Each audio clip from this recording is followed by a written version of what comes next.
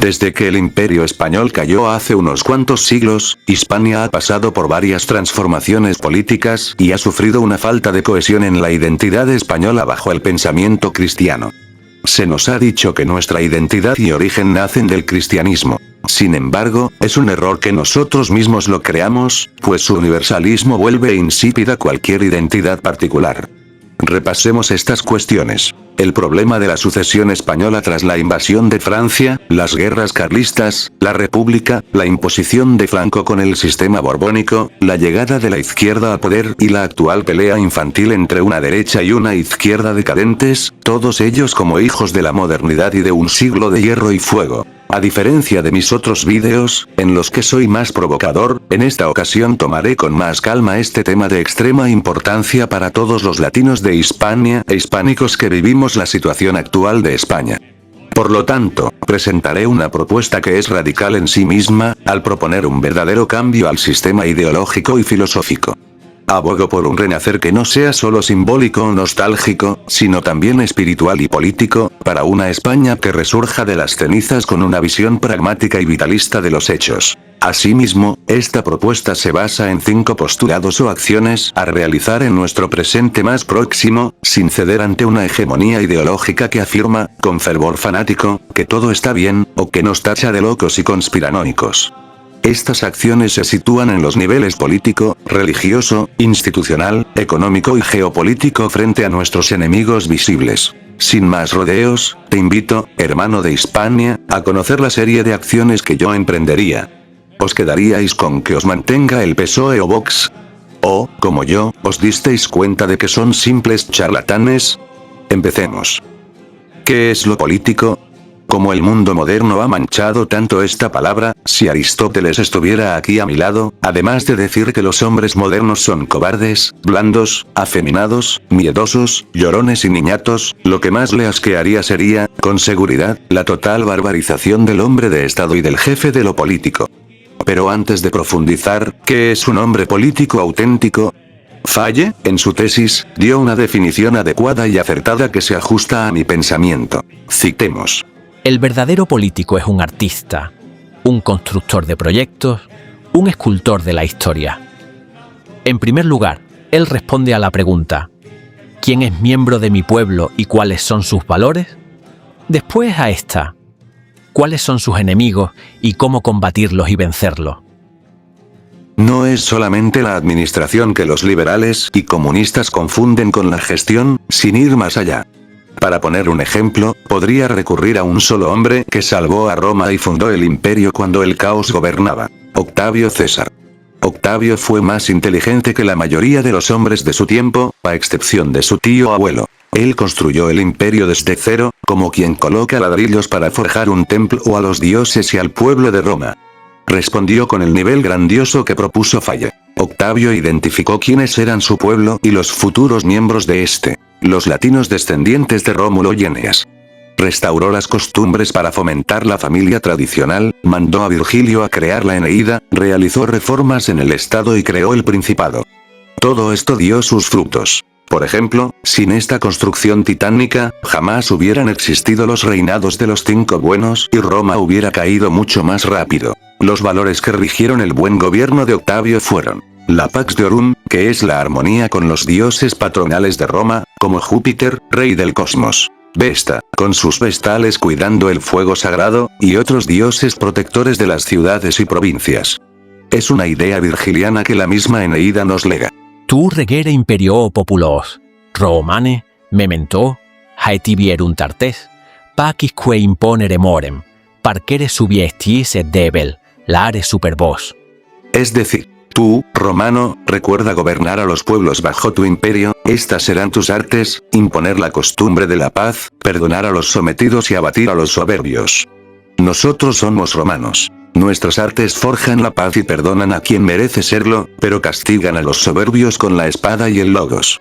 Todo esto lo hace un ciudadano que cumple la ley por el bien de la comunidad. Una idea ajena a los pseudopolíticos y legisladores de la España actual, que hacen lo contrario. Destruyen el orden cívico, fomentan la corrupción por doquier y promueven proyectos como los estudios de género u otras tonterías que ustedes conocen. Estos valores son atemporales y no tienen una era fijada, al contrario de los cristianos, que sí la tienen.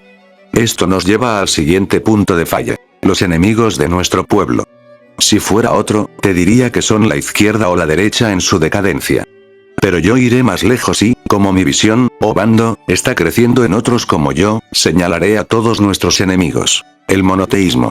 Los germanos, que fueron el primer gran reemplazo para el Mediterráneo occidental y no han cambiado, pues siguen siendo los mismos bárbaros de la antigüedad que mancharon el legado de Roma e impidieron que el imperio regresara bajo una unificación latino-griega. No me baso en el racismo germano que ellos crearon, sino en el comportamiento y en la visión griega que veía al extranjero como bárbaro, sumado a la mentalidad romana. Aquí no entran los poquísimos egipcios originales, que no son salvajes, sino hermanos y aliados. Aunque hay excepciones entre los germanos, son una minoría mínima. Nuestros hermanos verdaderos son los griegos, los latinos de Europa, los galo-romanos, ibero-romanos, los mediterráneos del norte, los anatolios nativos y, como aliados políticos, los eslavos. Los demás fueron invasores, como ocurrió con los árabes y los nativos del Egipto preárabe y el norte de África mediterránea. A esto se suman las ideologías modernas como factores de depravación. El wokeísmo, progresismo, socialismo, anarquismo, fascismo, conservadurismo, securitización, el liberalismo y el marxismo en todas sus ramas, etc. También los actuales invasores, árabes, subsaharianos y americanos del norte, centro y sur, que entran en España. El caso de estos últimos es especial por varios motivos. España tuvo el honor de crear un proyecto civilizatorio al descubrir el continente americano. El imperio español, según mi interpretación, no fue globalista ni medieval, y mucho menos decadente. Al contrario, fueron los últimos hijos de Roma reclamando su nombre. Aunque no lo supieran ni lo pensaran, su subconsciente actuaba de forma tan pagana que no se daban cuenta. Es evidente que España fue como Roma.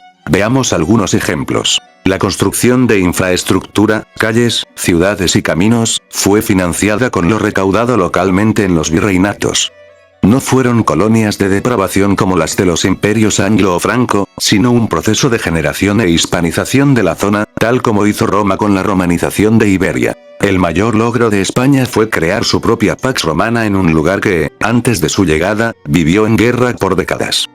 Tras las conquistas de los virreyes en las zonas del norte de Estados Unidos y México, se alcanzó un apogeo de paz que duró hasta que llegó lo peor. La separación definitiva de España, muestra de la soberbia y el barbarismo de esas élites. Lo peor del imperio, heredero de la Roma cristiana, fue precisamente el cristianismo. Una Roma pagana habría eliminado los sacrificios humanos sin matar a sus dioses. Se habrían formado sincretismos religiosos, como en el Egipto griego y romano. Las élites del Nuevo Mundo se habrían unido a Roma, como hicieron las ibéricas, y aunque muchos murieron por enfermedades, los supervivientes conforman la base de la población. No soy hispanista. Al contrario, soy un antihispanista de la modernidad que rechaza esa apología cristiana y la fantasía de una unión con ellos.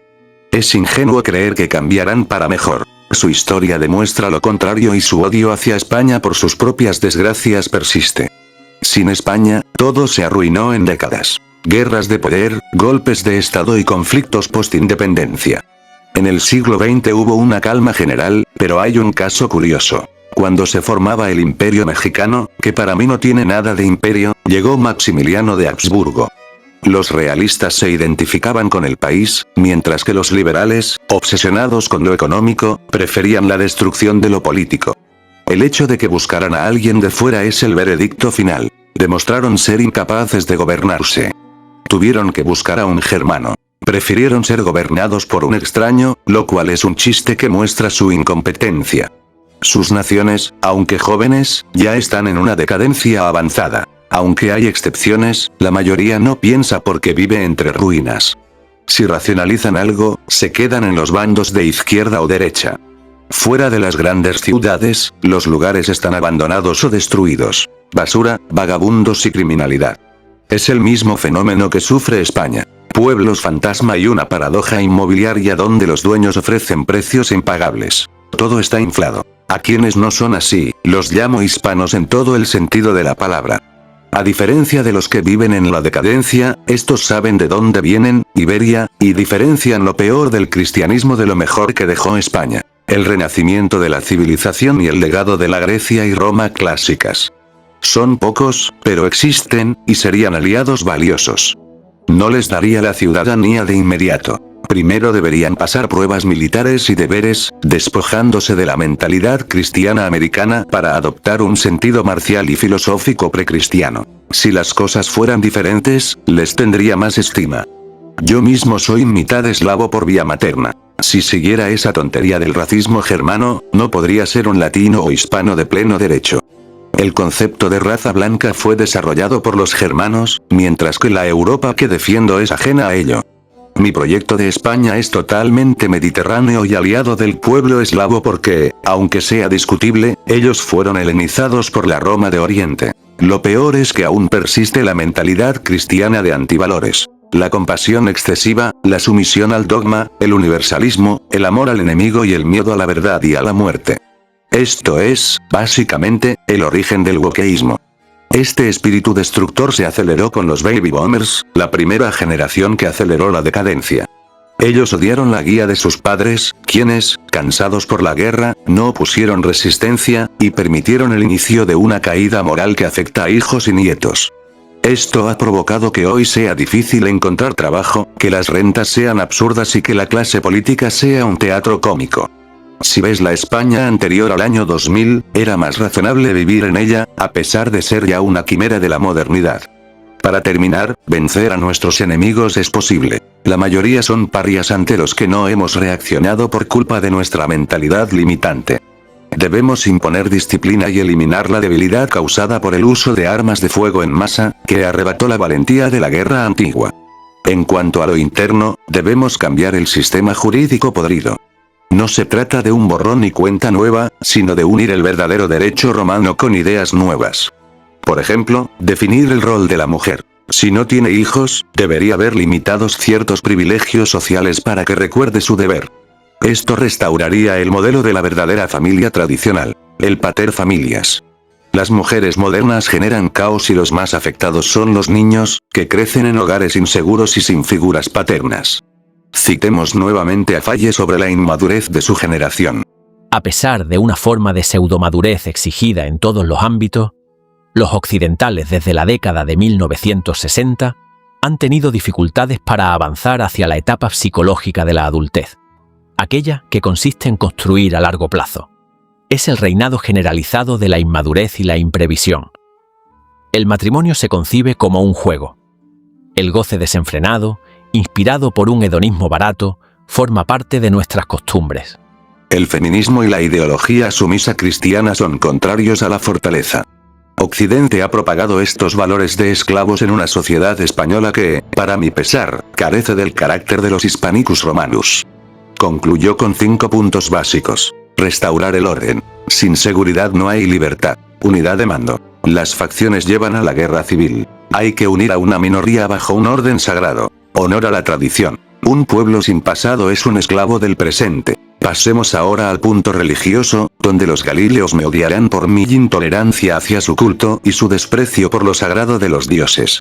En este punto, la propuesta es aún más radical que la anterior. No se trata de un retorno nostálgico al pasado ni de un pseudo-neopaganismo que solo adopta la estética y los aspectos superficiales de Roma sin comprender el significado profundo de la religión antigua. Nos referimos a la esencia de la moralidad grecorromana y a la espiritualidad de la Roma precristiana.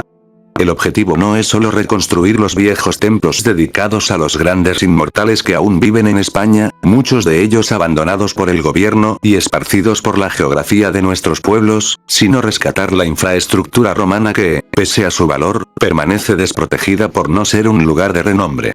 Bajo mi mirada, resulta casi horroroso no intentar repararlos ni honrar su legado tal como ellos habrían deseado. Para ello, me baso en un concepto fundamental. La pietas, es el latinismo sobre el cual gira este renacer religioso. La esencia misma de nuestro pueblo antes de la llegada y la consecuente destrucción del imperio por parte de los galileos. ¿Qué es la pietas? En primer lugar, consiste en honrar a los dioses mediante el orden cívico, los ritos y las ofrendas, recordando siempre el deber que tenemos para con ellos. En segundo lugar, implica honrar a la familia, la estirpe y el linaje. Esto se encuentra estrechamente relacionado con el mos maiorum. seguir y mantener la tradición de los ancestros. En tercer lugar, es el deber del ciudadano hacia el Estado. Aceptar las leyes y las obligaciones que tenemos con este. Si el Estado entra en crisis, es deber del ciudadano restaurar el orden mediante la acción heroica. Es, por así decirlo, cabalgar el caos como a un corcel para dominarlo y no dejarse consumir por él. Se trata de una filosofía práctica que todo ciudadano debe comprender para formar parte de un legado duradero.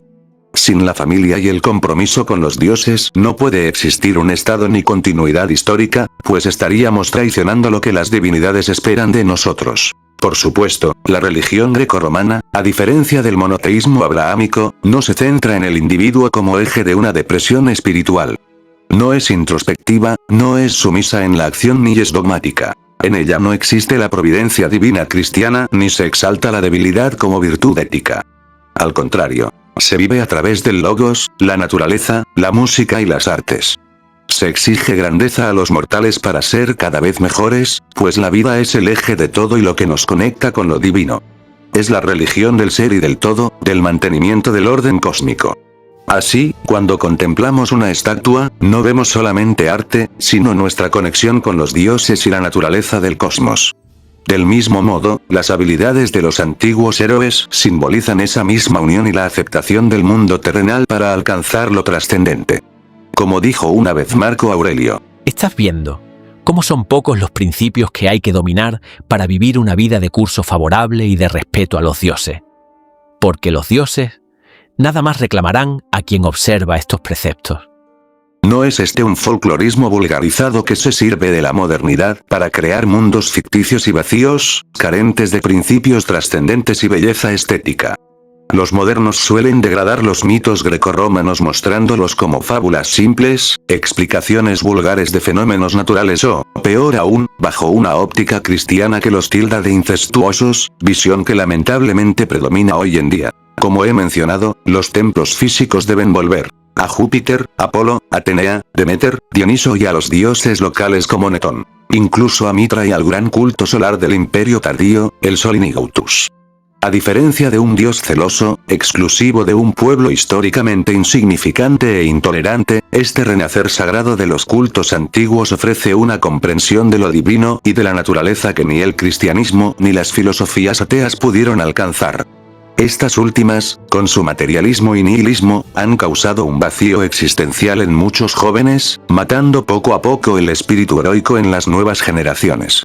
Es algo que el propio Juliano, el más grande de su tiempo, vio venir al afirmar que el cristianismo, y, por consiguiente, las ideologías modernas, tomó lo peor de la antigüedad. Vuestra impiedad es una mezcla de la audacia de los judíos y de la indiferencia y de la vulgaridad de los gentiles. Pues habiendo tomado de ambos no lo más bello, sino lo peor, habéis hecho una franja bordada de males.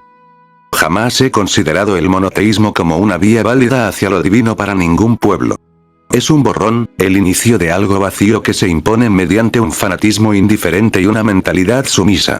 Puedo ser rebelde, en el sentido prometeico, cuando se trata de defender a mi gente y entender el orden cósmico sin negar su autoridad. Por ello, me opongo igualmente al zoroastrismo, al maniqueísmo y a cualquier otra religión monoteísta. Coincido profundamente con Celso, quien resumió acertadamente lo que representan.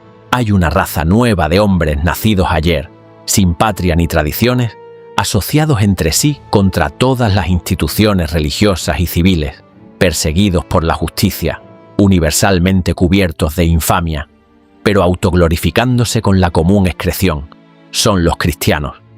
Esta situación se repite hoy con el progresismo. Personas sin tradición y arraigo, que en su forma de pensar no son más que cristianos secularizados con un eje ateo y nihilista. Al igual que el cristianismo en la antigüedad tardía, este grupo desprecia el pasado, como se observa en la quema de libros o la destrucción de estatuas. Hoy, los progres intentan manchar la historia de España y su pasado imperial. Aunque la historia cristiana de la península no sea de mi agrado, no puedo negar que aún existen ecos de la Roma precristiana en muchos reyes y guerreros cuyas acciones no fueron puramente cristianas. El ejemplo de Rodrigo Díaz de Vivar es claro. Su historia de leyenda lo presenta con el deber marcial de un legionario, lo cual resulta irónico y contradictorio con los valores del Galileo en los que supuestamente creció. Pedir coherencia a los cristianos es, a menudo, pedir demasiado. El paganismo, o mejor dicho, el helenismo, no debe adoptarse de forma burda. Debemos comprender su esencia, inspirándonos en Juliano y en la antigua jerarquía pagana. Una clase sacerdotal que dirija los templos y una clase sacerdotal femenina para Vesta y Bonadea, que comprenda la polaridad del cosmos. No se puede dejar algo tan importante como el Estado en manos de ignorantes o del vulgo más abyecto. En este orden no caben quienes se comportan como animales salvajes o bárbaros soberbios. Aristóteles ya definió al hombre como un animal social que busca el bien común mediante lo trascendente. Las iglesias monoteístas eventualmente terminarán y muchas se reconvertirán en templos. Sin embargo, no destruiría todo por odio. Conservaría espacios para el estudio académico, especialmente de los períodos del Renacimiento y el Barroco español. Soy muy afín a la estética de Góngora para la creación literaria.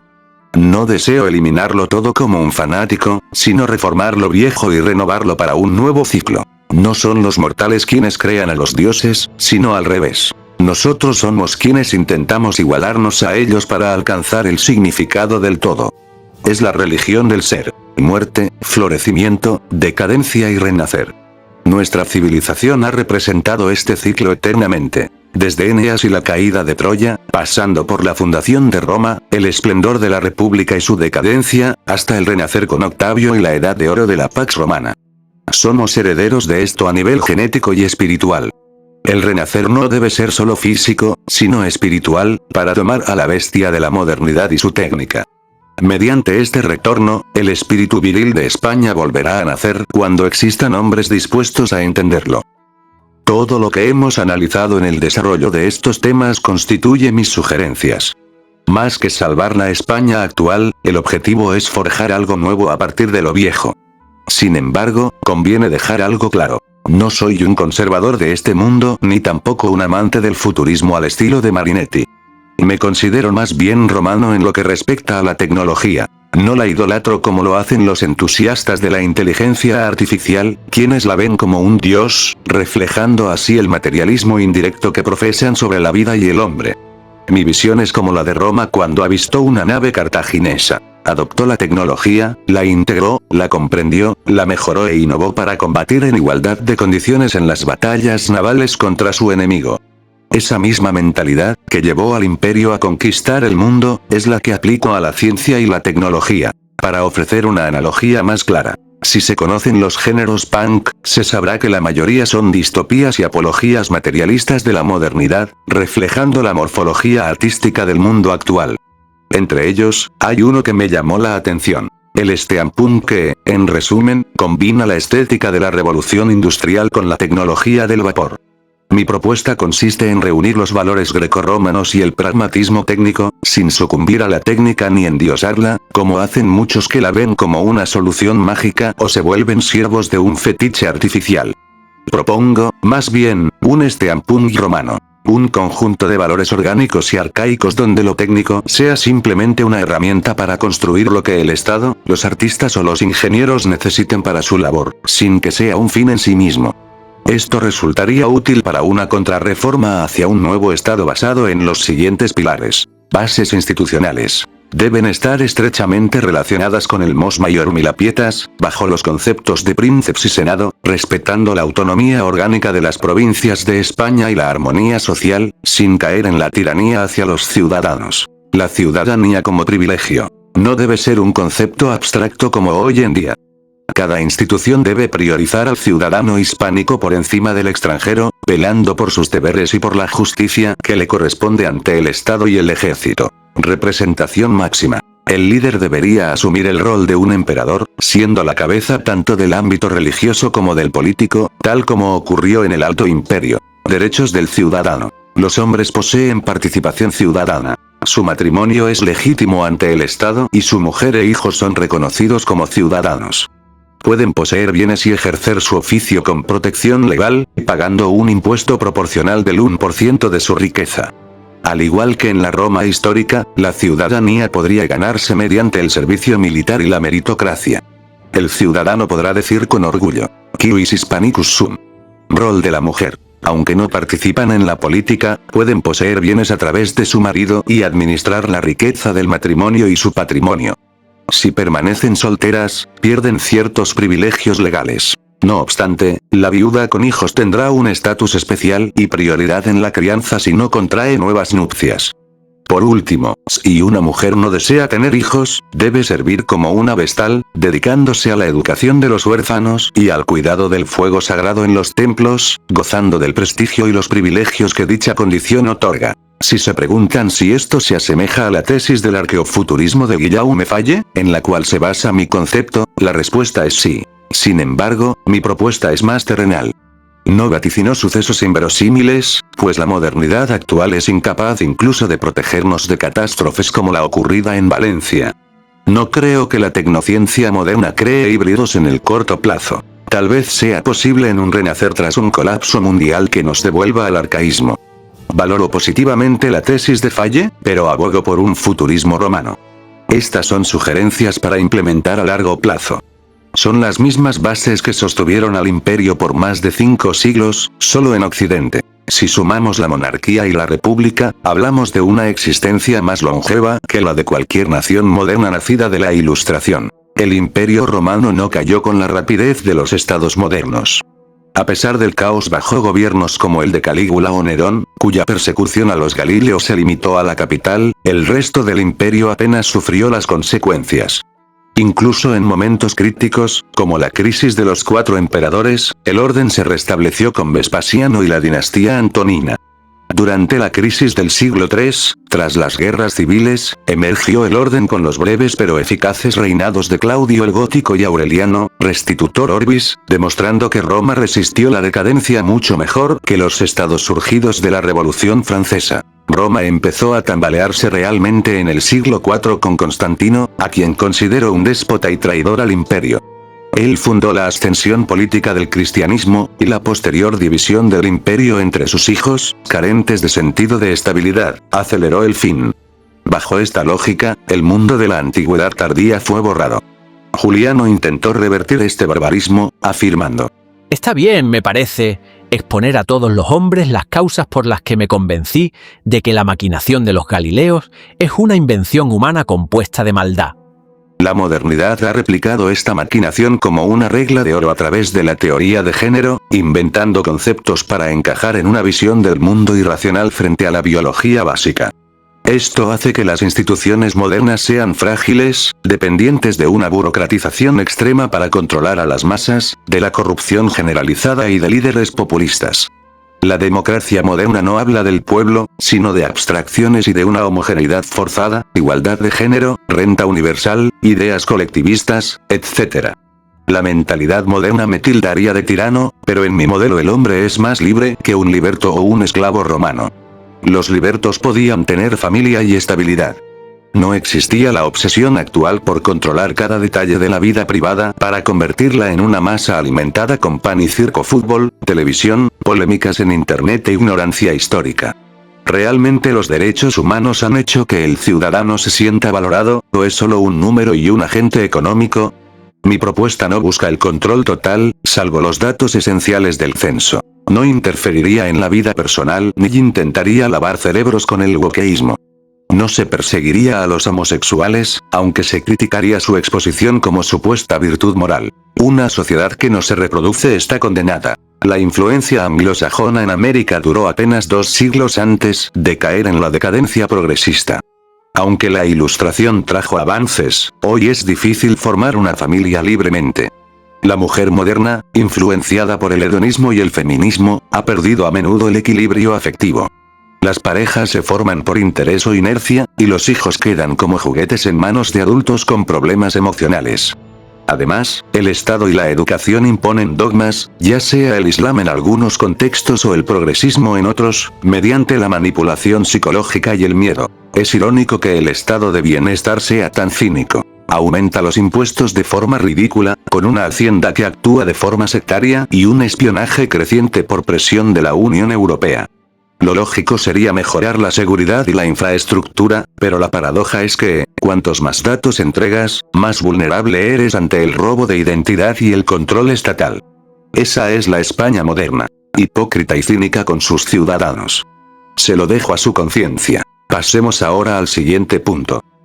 La economía no debería ser la obsesión por los números y lo cuantitativo que es hoy.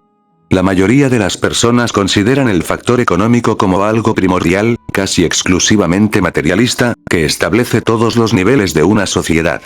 Sin embargo, un país puede ser rico en apariencia y, en el fondo, vivir una decadencia profunda. Esto le ha sucedido a España a lo largo de las últimas décadas. Su dependencia de la Unión Europea y el desmantelamiento progresivo de su tejido industrial se han justificado con el mito del progreso infinito.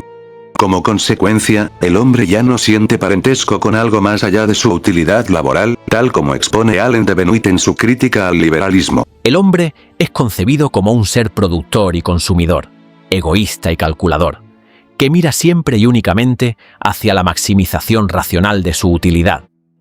Es decir, a su mejor interés material y a su beneficio particular. Esta tesis, a la vez descriptiva y normativa, hace del hombre un ser de cálculo y de interés, un homo economicus. Bajo esta premisa, los hombres se reducen a meros individuos sin parentescos ni semejanzas entre sí. Esto se manifiesta en la lucha de clases del marxismo, en la elevación de la economía como ideal trascendente en todas las ramas del liberalismo, o en la concepción del Estado como un dios omnipotente en los fascismos. Todos estos sistemas tratan a los individuos como agentes externos manipulables, como máquinas. Es decir, ignoran que el ser humano está ligado a la familia, a una patria, a condicionantes biogenéticos y culturales, y a una mente de comunidad orgánica natural. En las antiguas sociedades preindustriales, antes de la llegada del liberalismo, la economía se percibía como una herramienta más para subsistir. En cambio, el socialismo y el liberalismo la elevaron a la categoría de dios industrial, convirtiéndola en el eje de toda la sociedad. Ambos sistemas heredaron del cristianismo una cierta manía sectaria y una tendencia a las disputas internas que, a modo de sectas, crean dogmas inamovibles para fomentar la dependencia en los sistemas económicos. Frente a esto, cabe recordar la diferencia que definió Aristóteles. El hombre, como animal político, es superior a cualquier otro animal por poseer el logos y vivir siempre en comunidad. Los ciudadanos son pares que buscan el bien supremo en la polis. Una ciudad idónea que es autosuficiente y está unida genuinamente por sus semejantes. La comunidad perfecta de varias aldeas es la ciudad, que tiene ya, por así decirlo, el nivel más alto de autosuficiencia, que nació a causa de las necesidades de la vida, pero subsiste para el vivir bien. De aquí que toda ciudad es por naturaleza, si también lo son las comunidades primeras. Nuestra sociedad actual, por el contrario, es totalmente egoísta, narcisista y fanática. En este contexto, la comunidad genuina resulta algo extraño porque ya nadie conoce realmente a sus vecinos. Por lo general, todos están enfrentados más allá de los roces naturales de la convivencia. Se observa, además, cómo las personas se ponen a la defensiva cuando se dice una verdad incómoda, especialmente en lo relativo al estado de bienestar. Este se ha convertido en un dios creado por el colectivo de masas para reemplazar al dios cristiano, aunque manteniendo sus mismos valores. Nietzsche predijo esta situación al afirmar: Dios ha muerto. A causa de su compasión por los hombres ha muerto Dios. La modernidad de origen cristiano mató a su propio Dios, y resulta irónico que los sectores más belicosos del cristianismo intenten suplementar esta carencia. Ahora que gran parte de la población española es atea, muchos celebran las festividades cristianas por mera nostalgia o por el deseo de revivir la emoción de su infancia. Siguiendo este punto, el Homo economicus reemplazó la creencia y la espiritualidad por lo material. En España, esto se refleja en el estado de bienestar, un sistema que depende de complacer a la plebe para mantener su poder. Los servicios públicos se utilizan como movimientos estratégicos para ganar votantes. La sanidad pública muestra señales de deterioro y una evidente desviación de recursos. Las viviendas sociales funcionan a menudo como chiringuitos para obtener leales fanáticos y se multiplican programas ideológicos, como los feministas, entre otros. El otro bando incurre en el mismo error pero desde un extremo irracional. Ya sean conservadores o liberales en sus distintas declinaciones, parecen sectas cristianas de los siglos IV y V que surgen constantemente sin saber de dónde vienen. Su obsesión es el mercado, la liberalización total y la bolsa. La paradoja es que no resuelven los problemas estructurales, pues terminan formándose monopolios o duopolios. Incluso en un país hipercapitalista y consumista como Estados Unidos, existen problemas graves de monopolio, como el caso de Disney, pactos entre el Estado y grandes corporaciones, manipulación de la nutrición por intereses económicos y grupos financieros que deciden dónde invertir, impidiendo que la gente común desafíe su trono. Lo que más desmonta a los liberales es que, siguiendo la misma lógica que sus oponentes, llegan a un grado de extremismo tal que jamás han podido superar o complementar al socialismo con éxito. Su sistema y sus ideas han fallado en su intento de mantenerse.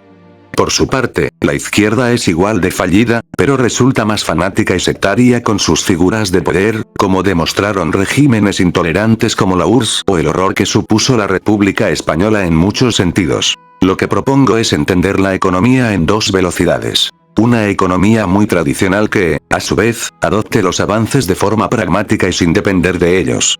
En este punto concuerdo con Guillaume Fay. No por fanatismo, pues el fanatismo es intolerante e irracional, sino por admiración crítica hacia su tesis. Sin ser un siervo de sus ideas, citemos.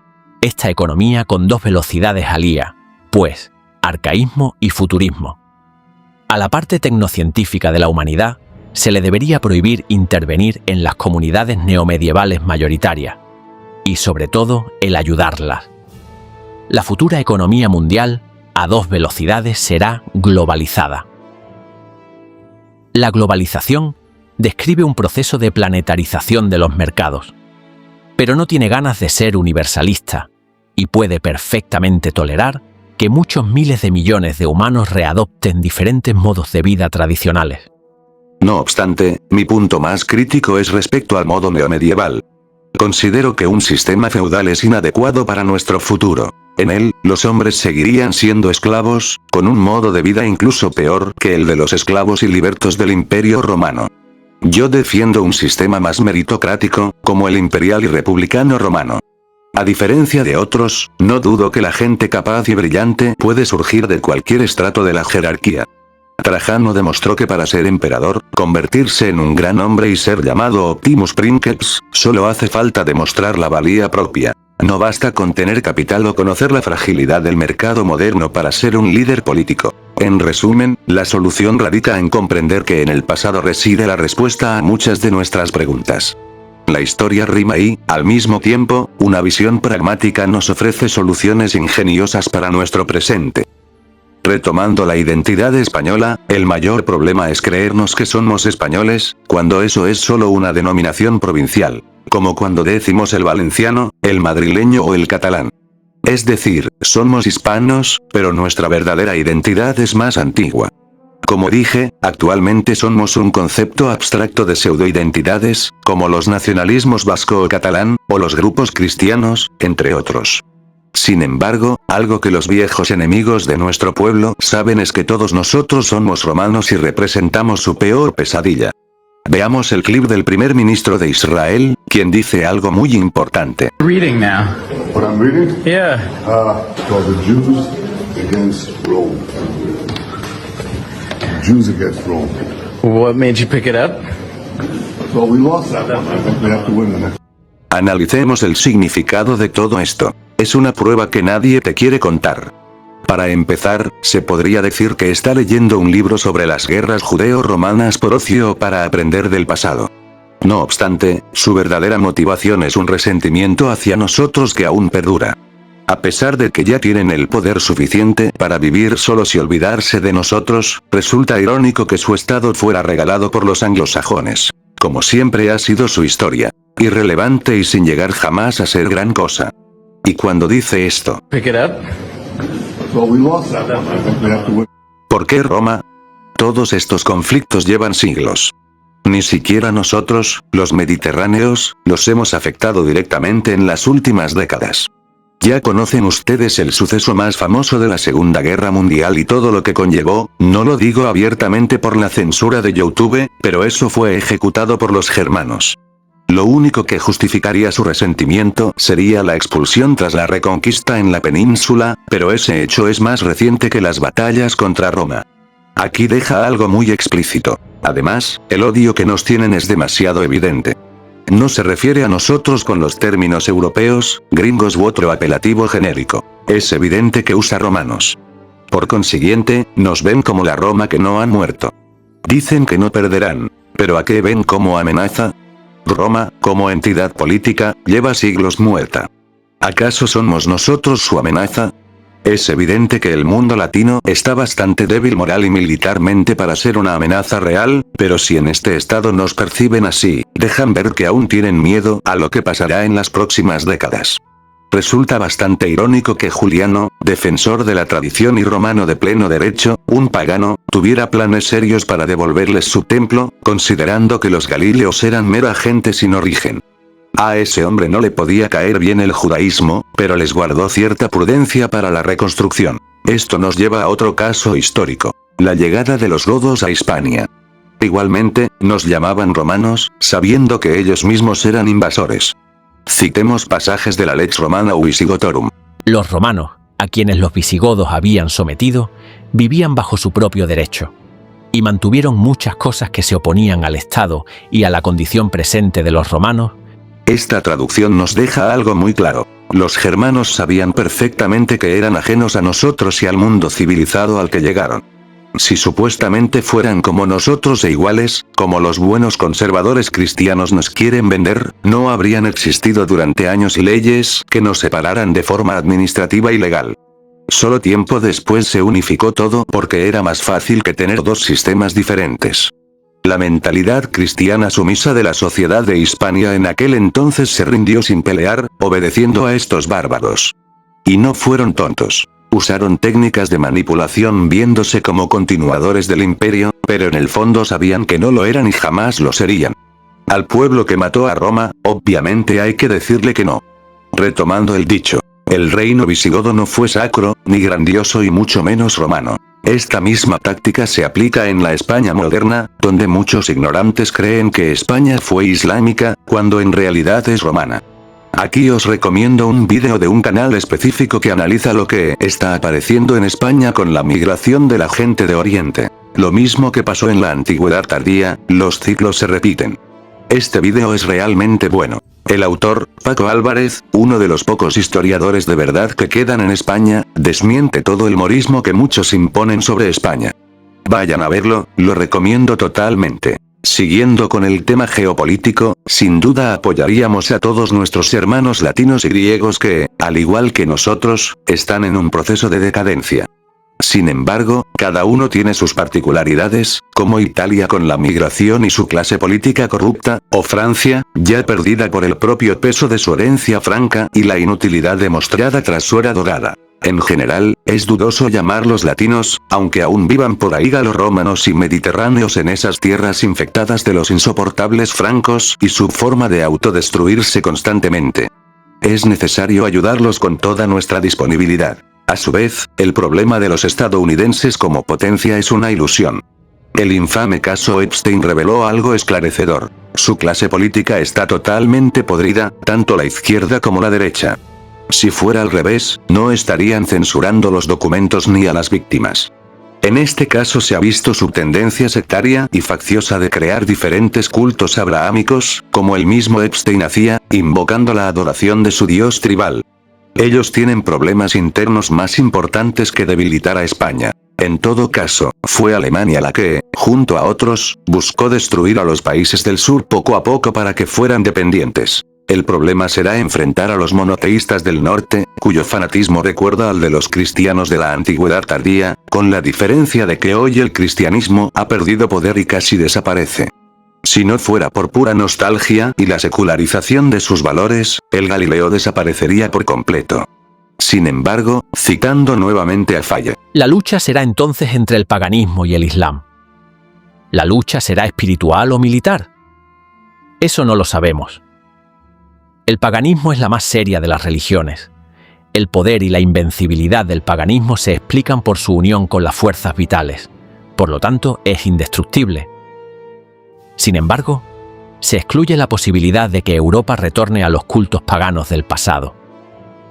Los cultos druídicos contemporáneos son artificiales, de naturaleza folclorista y superficial. Es una respuesta a una entrevista antigua que le hicieron a este buen hombre. Lo que sí sabemos es que el paganismo, o mejor dicho, el helenismo, está volviendo en dos puntos estratégicos de forma orgánica. En Italia, donde el culto a los dioses latinos regresa en círculos privados, y en Grecia, como un movimiento con fuerte crecimiento. Esto es clave porque ataca los últimos vestigios del cristianismo en la romanidad. Italia como el país más católico y Grecia como el más ortodoxo. Esto muestra que la identidad religiosa grecorromana está volviendo. Como dijo Faye, solo queda una posibilidad. Que este helenismo revivido cause una ola de intolerancia y un contraataque fanático del monoteísmo del norte. Una inesperada alianza de las tres religiones abrahámicas para eliminar a su peor enemigo, el verdadero pagano renacido. O bien, que surjan movimientos paganos preislámicos en los países orientales, generando un efecto dominó. No sabemos qué pasará en las próximas décadas, pero es posible que lo que él vio y lo que yo preveo suceda. Tal vez veamos antes la caída de Estados Unidos y de los Estados-nación. Si preguntan, ¿serán esclavos si se rinden?